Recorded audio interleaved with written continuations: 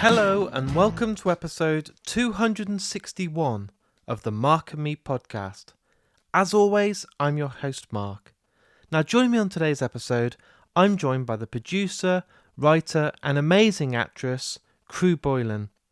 This for me is a great interview. Krew is absolutely lovely, really down to earth, and we hit it off straight away. And on today's interview we mainly focus on her brand new film Seriously Red. We talk about what it was like to meet Dolly Parton, her feedback, and so much more. It's a great interview and will be coming up in just a couple of minutes' time. But before we get there, let's touch base and talk about my last episode. We can't ignore this. Enter Shikari's Rao Reynolds, my most downloaded episode of the year, had the most ever downloads in a single day. It's been insane. A massive thank you to Enter Shikari for sharing it on Facebook, Twitter, Instagram. Rao has been promoting it on his stories and it absolutely blew up. I never expected numbers like this and it was mind-blowing. So thank you so much to everyone that listened and I'm excited to hear their brand new album very soon. But today it's all about Krew Boylan and this interview is beautiful. But just before we get there, let's give a big shout out to the sponsor of the podcast, Richer Sounds. Those guys have helped me massively each and every month, and because of those guys, it allows me to do the podcast even more. So you're going to see a lot more episodes coming very soon, and just a whole new range of guests. So if you're in the market for a brand new TV, please check out richersounds.com, and a massive shout out to those guys. So now, let's get to the interview with me and Krew. Here's me and Krew talking all things film. So Krew, thank you for taking the time to join me today on the Mark and Me podcast. My pleasure. Thanks for having me. What I like to do for anyone that might be tuning in for the first time and discovering your work is take it right back to the very beginning. Talk to me about when you were a kid. What were those first maybe TV shows or films you remember watching that made you fall in love with film? Do you know one of my first memories is I must have been about 3, 4, and I had all my cousins around at our house, and we were watching it. It must have been on a video, cassette video, and we were watching E.T. Oh, wow. It's like one of my first memories watching Drew Barrymore have that incredible relationship with E.T. And because she was Drew and I was Krew and I had curly hair and so did she, I felt an immediate affiliation with her. And that was such a strong memory of going, I feel like I've got a connection with E.T. too. And yeah, maybe it was sort of sparked then of thinking that maybe I'd be an actress. I also looked a lot like Shirley Temple as a kid and I share her birthday. So a lot of people I remember a lot of adults would look, kind of name me, oh, she looks a bit like Shirley Temple. So they were definitely influential actresses that kind of allowed me to think that that's possibly something that I wanted to do. Was it a reality during like your school days, or was it later on in life when because I think it's such a hard world to get into, and for any family to turn around and say you want to be a musician or an actor, sometimes they're like, oh, it's going to be a difficult world. Were you supported? Was it an easy route for you, or was it kind of a bit of a battle? No, I was really supported by my mum and my dad. I ice skated from like when I was 6 to when I was 12. And I just copied my big sister, and she decided that she was going to quit that and she was going to go to dancing school. And so I just completely just went, I'm doing what she's doing. And at that dancing school, they had acting and a little an agency for kids. But by that stage, I knew that I wanted to be an actress. So that's when I started like doing all dance classes and acting and singing and acrobatics and tap. And I started I remember my first commercial was being a robot eating mini wheats breakfast cereal. And I was like, this is so messed up. I'm probably going to get it. Because I had to be a robot. And I thought, this is the weird shit I think I can get this one. And I did. So yeah, that was my first experience as being an actress, was on a like probably most kids doing a commercial for breakfast cereal. And did you find that when you went to these auditions and stuff, Did you have a lot of fear? Were you very nervous, or were you always quite confident in yourself? Because it's not easy, is it, going against other people and trying to secure a good role in a film or a TV show? Were you kind of always nervous and always thinking you were the underdog, or did you always go with kind of this, I'm going to do it, I'm going to prove everyone wrong? I had a really strong um, parallel of both. And I have had that all my career where I go, I'm going to fight for this and I'm going to get it. And I've had lots of conversations with directors where I have to almost have to convince the director that I'm the right person for the job. Um, uh, and in life, I'm really pretty confident. But when it comes to my craft, and I guess people, you're under the guise of judgment. So I definitely have been super nervous or super confident, super nervous. I'm hopeless, I'm terrible, what am I doing? Completely. And probably more often than being really confident, actually. And you still believe that's kind of the way it is inside your head now? Is it still one of those things where you're going to these auditions or you're sharing these ideas and you still got to try and battle and you know get across that you can do this, you are meant to be here doing this?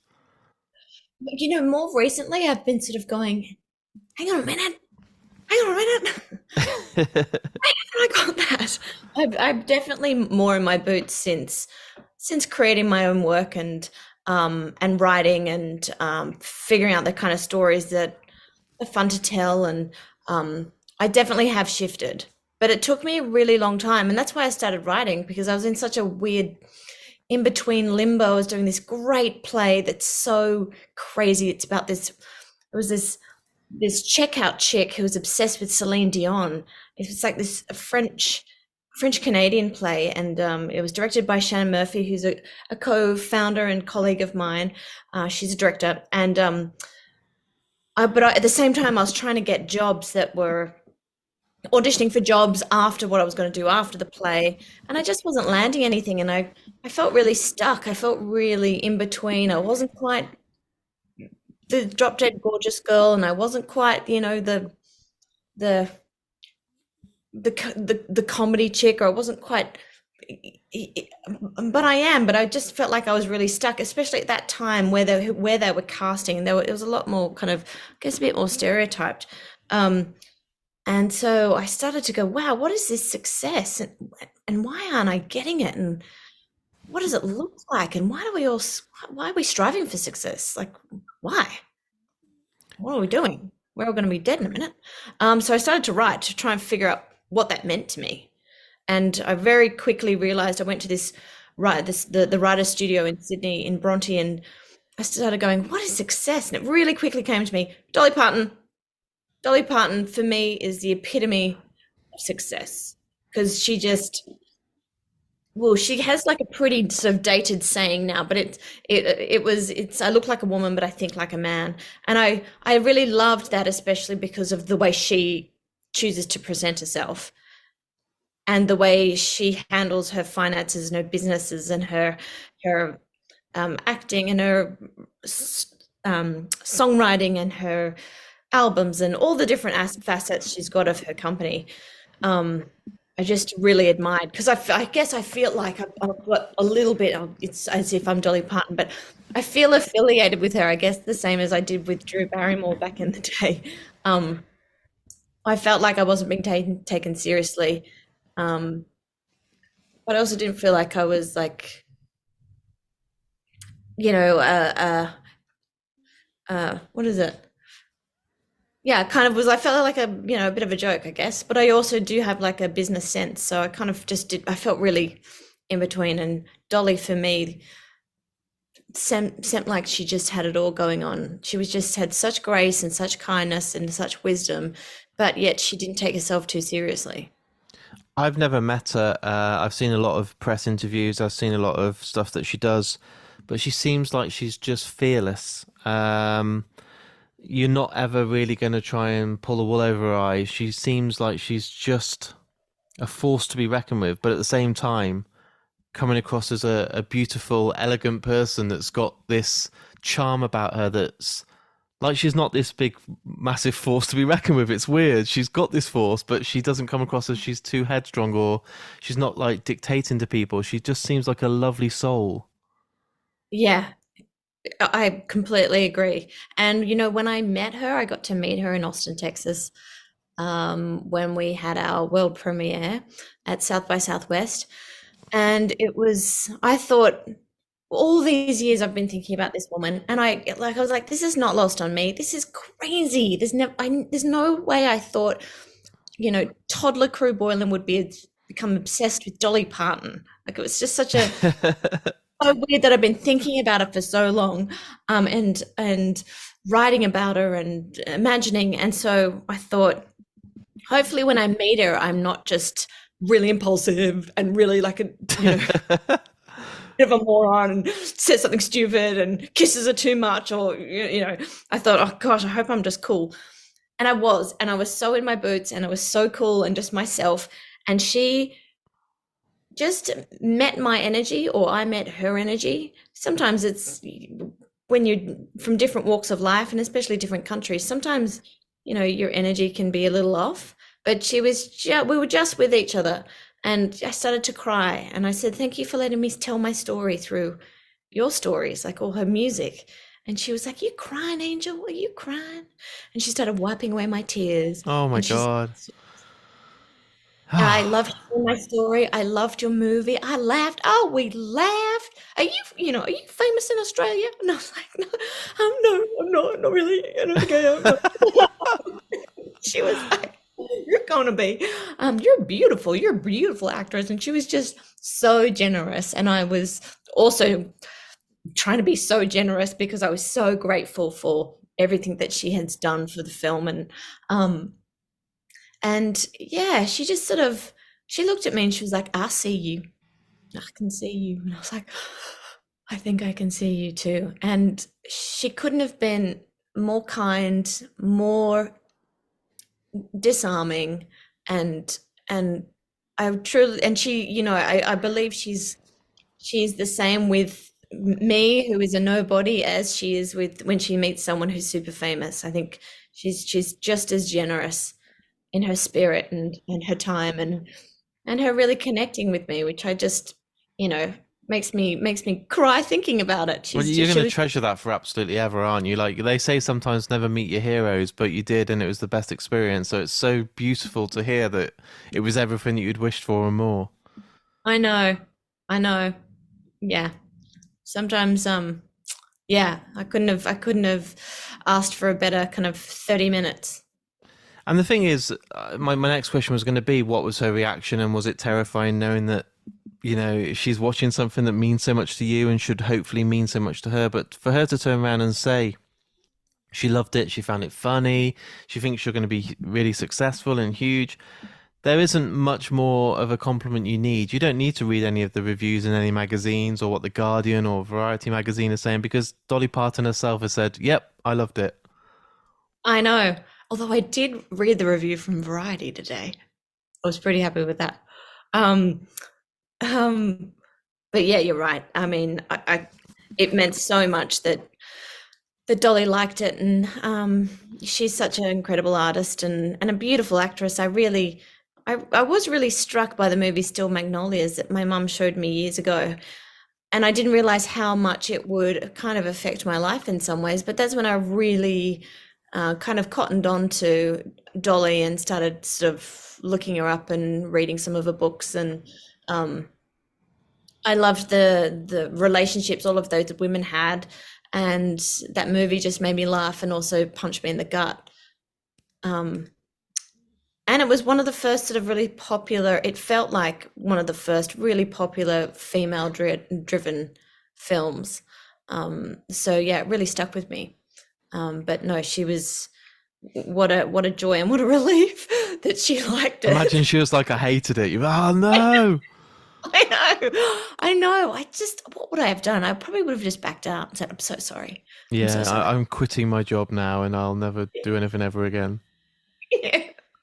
So now this is out there and the world's ready to see this and the reviews are coming through, and what I've seen so far, the reviews are all very strong, really high praise. People are talking great about the writing and performances.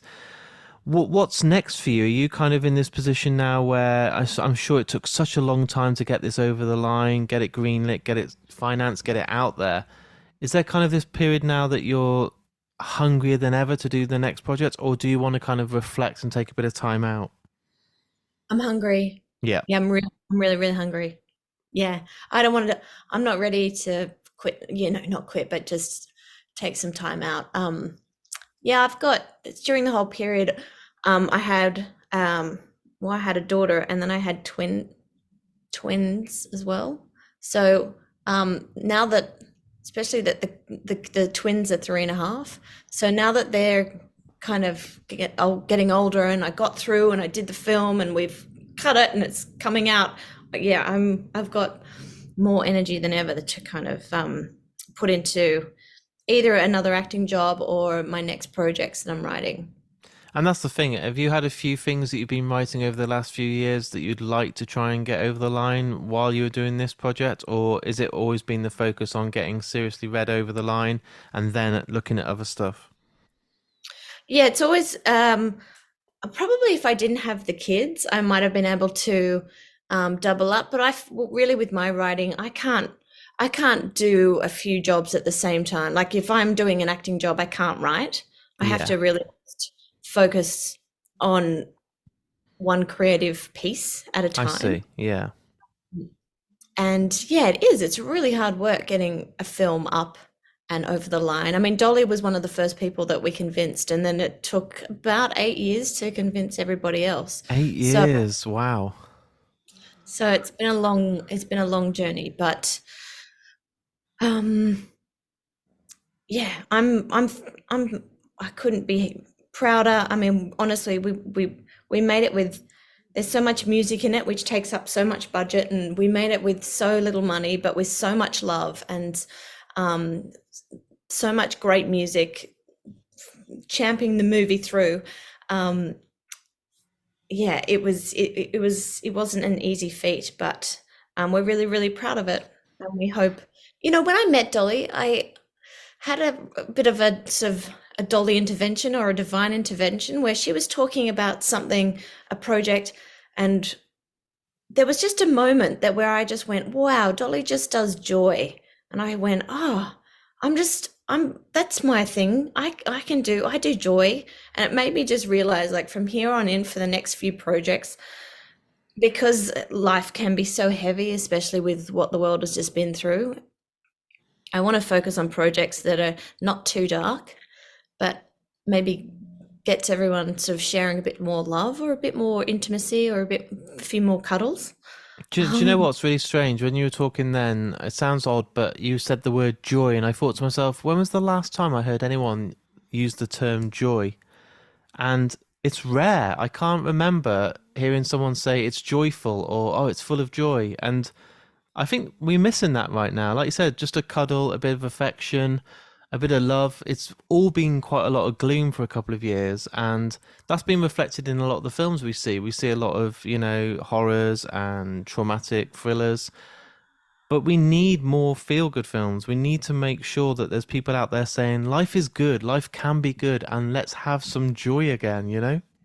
yeah, I totally, totally. I think you've really got to balance it out with joy and with levity and beautiful art and fun and funny art to cope with the madness that life really is and has been. Otherwise, it's just way too tough. Um, so yeah, hopefully, I think Seriously Red has some of those elements, and um, you know, take your take your lover to the cinema for Valentine's Day. It's the perfect experience. And I suppose 8 years of trying to get this over the line, what is it that kept you going? What was the thing that gave you resilience and gave you that kind of power to keep going over each hurdle? Because there must have been times when you thought, fuck it, I'm going to throw the white towel in. I'm done. Like, I can't do this anymore. Yeah, I've got a really good man Yep. that I can um, lean on when I feel like I'm going to fall over. I do have I am quite a patient person, and sometimes that is to my detriment. Um, so I have got innate patience, but also what got me kept me going is like one of the first quotes that I put up in my apartment was you got to work a dream, you've got to put feet and wings on it. And that's a Dolly quote, and that was the first one out of all her quotes that I went, oh, okay, I'm not feeling like I'm getting the success I want. My dad's always saying, go out there, bub, be successful, go after your dreams. And I'm going, I don't feel successful, Dad. I'm working my ass off, but I don't feel successful. I don't have what I think everyone, lots of other people have. I just don't Yeah. think I've got, um, and that was that little quote really kept me going. So I thought I've just got to work my own dreams. I've got to write my own stuff. I've got to produce my own stuff. And in amongst all that, I did start writing for theatre, and I produced some theatre shows and acted in those as well. And yeah, worked hard. You know what I mean? You've Just got worked to. really. Some people have this kind of vision and view that there's a level of working hard, and it's not meant to sound arrogant, but there's a level that you need to go beyond. And people think, oh, yeah, I've worked hard today. It's just doing the bare minimum or just doing the things that were asked of them. To try and get actually anywhere in this world now, I think you have to go so far above what the minimum is. There's a Yeah, whole different level. I meet people every day that are like, oh, it's been crazy today. I've done 2 interviews and I'm absolutely exhausted. I've worked so hard. And I'm like, this is my fifth interview I'm just turning up to now. I've still got another six after this. It's like there's another level that you've got to stretch yourself to even just achieve just that dream. yeah, and not even the dream. I know, and it's still not because it's not. There's still a long way to go. I'm only halfway up the ladder, so it's still a long way to go. But that's at flat out 24 hours a day. Yeah. It's crazy. But what I do on the podcast, and I try and keep the podcast as fresh as I can, is, and I'm going to put you on the spot, but I ask every person that's been on the podcast to choose the outro piece of music that's played.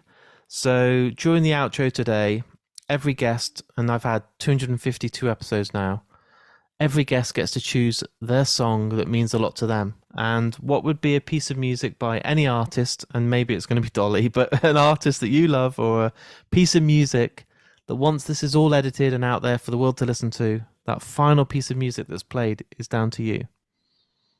It's probably going to be Jolene. It's a hell of a song, isn't it, really? It's a good song. Um, yeah. I mean, I could sit here all night. I could sit here all night telling you about which music to play, but I think Jolene would be good. Yeah. Is there a reason that song sticks out to you more than another? Because there's so many hits that she's done, there's so many songs in the world, but I always like to know what it was that brought that to your heart and your head and your soul as when I ask the question above any other song.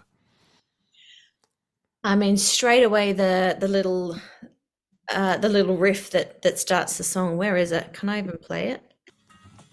That moves straight away.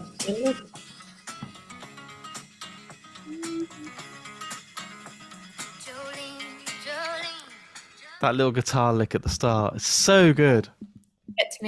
Gets me straight away. It is Yep. so good. It sounds raw as well. It sounds, you can hear the mic, you can hear the little guitar pluck in, the little plectrum and stuff. It's raw, but it's also doesn't sound like it was recorded however long ago that was. Yeah. Yeah, it's the best. I'm going to end Um, up listening to that all day now. I had stuff to do, but I'm going to end up going down this rabbit hole of Dolly Parton. it's a good rabbit hole. I've been down it for quite a few years now. Yeah, it's a long one. You've been there a decade. I recommend her. I really recommend her. You know what? Even just dressing up like her, shooting the film was so empowering and kind of sassy and sexy and cheeky and cute and beautiful and outrageous and wrong, and like it was just great. Have you ever dressed up as anybody? Well, the thing is, if I get home and my wife comes in tonight, she's like, "Why are you dressed up as Dolly Parton?" I can't say, "Well, I want to feel cute. I want to feel." I had an interview with Crew today, and she said it feels really good to listen, go down a rabbit hole, and dress up. So I can't get away with that. I think I'd probably have a divorce. But no, there's not been enough Halloween parties in the last few years. But I miss even just being a kid and dressing up as a cowboy and running around with a toy gun, or just being out of my own character. So I think it's a lost art. I want to get back into it. This Halloween, I'm going to make sure that I go all out at Halloween and dress up properly. Should get that cowboy outfit. Get that cowboy outfit, but just in a bigger size. I was going to say if I it hi- still fits now, then I'm worried. But yeah, yeah, highly recommend it. It was really cool. It was really cool. And people were in Sydney. People came to the screenings dressed up. that's amazing. I miss those days, and I miss when the Rocky Horror Show was on and stuff like that, and people went all out. And I went to an event in the UK called Secret Cinema, and they show like Blade Runner or these big Star Wars films and Back to the Future, and everyone dressed up. Like that was part of it. You only could go in if you dressed up as part of like an ensemble cast of, in Back to the Future, everyone's dressing up as, in the 80s, so everyone had all these folded over jeans and gilets and stuff. And honestly, Oh, it was amazing. I love that. Yeah, I love all that. I love that interactive. Love all that interactive stuff. And I love sitting in the cinema and having, all walks of life around you and yeah, dressed up or not dressed up or in drag or not in drag or there's something to be said, don't you think, about being amongst humanity. Yeah. And There's not so kind much. of having any expectations, because anyone is free to come into a cinema. It can be someone off the street or a king. It could be anybody has that ticket to come in. So you're never going to get the same people again. And I think for me, it feels a bit like a church. You can go there and there's a whole group of people there for the same reason. And you all hopefully enjoy it and have an experience that all of you take something different away with. And I love the fact that you can be sitting next door to a stranger and going through such an emotional experience, and then you just walk away and go back to your normal lives. Yeah, I love that. I agree. Because there's part of I mean I feel the same about when I write. Like I like to write in a cafe because there's a hum, there's an energy, there's almost a performance element to it where yeah, like you're all sitting together.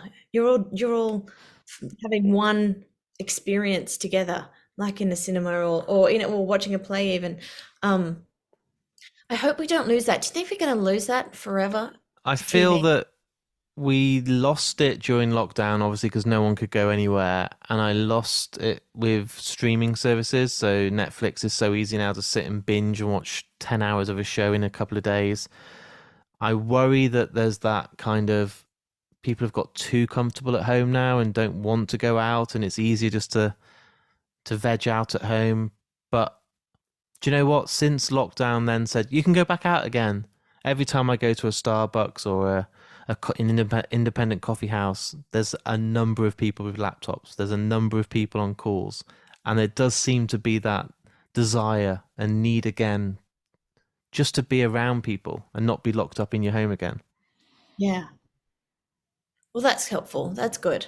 Well, I'm going to spend this afternoon in Starbucks, dressed as Dolly Parton, watching Yeah. music videos, listening to Jolene on repeat for 10 hours, and then saying, well, I took a lot from that interview.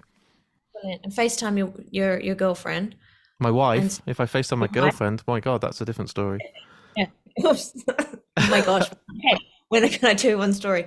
When I met Dolly Parton, she was backstage about to do a performance.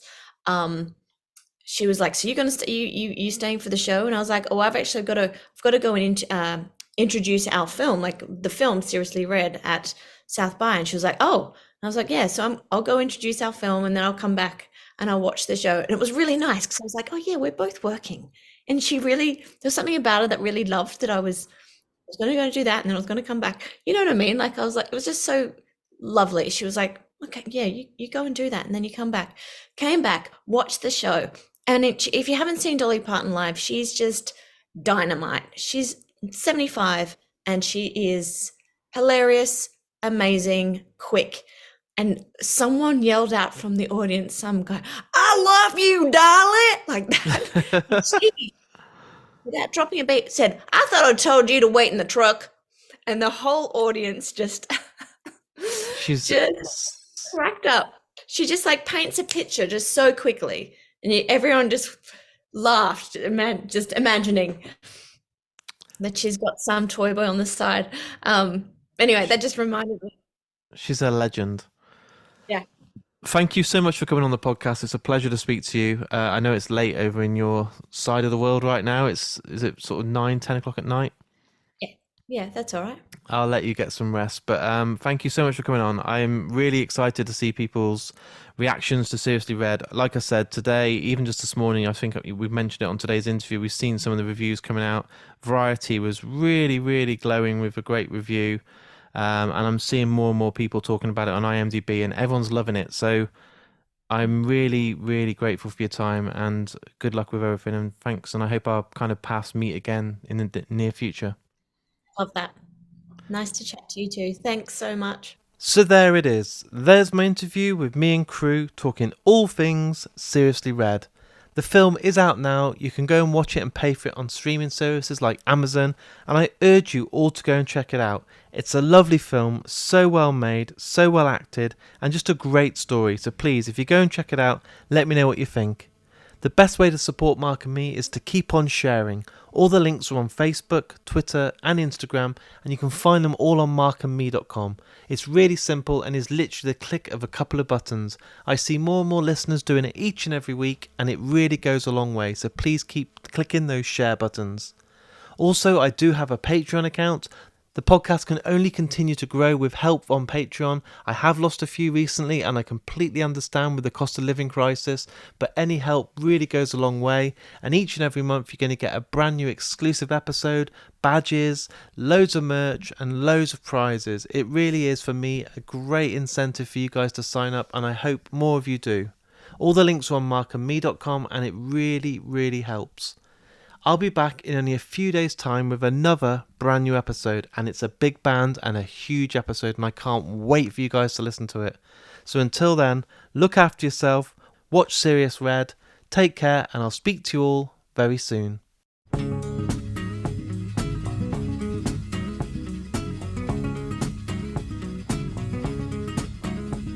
Jolene, Jolene, Jolene, Jolene, I'm begging of you, please don't take my man. Jolene, Jolene, Jolene, Jolene, please don't take him just because you can. Your beauty is beyond compare, with flaming locks of auburn hair, with ivory skin and eyes of emerald green.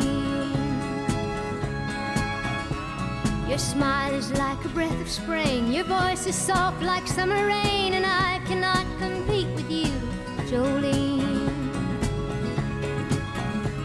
He talks about you in his sleep, and there's nothing I can do to keep from crying when he calls your name, Jolene. And I can easily understand how you could easily take my man, but you don't know what he means to me, Jolene. Jolene, Jolene, Jolene, Jolene, I'm begging of you, please don't take my man. Jolene, Jolene, Jolene, Jolene, please don't take him just because you can. You could have your choice of men, but I could never love again. He's the only one for me, Jolene. I had to have this talk with you. My happiness depends on you, and whatever you decide to do, Jolene.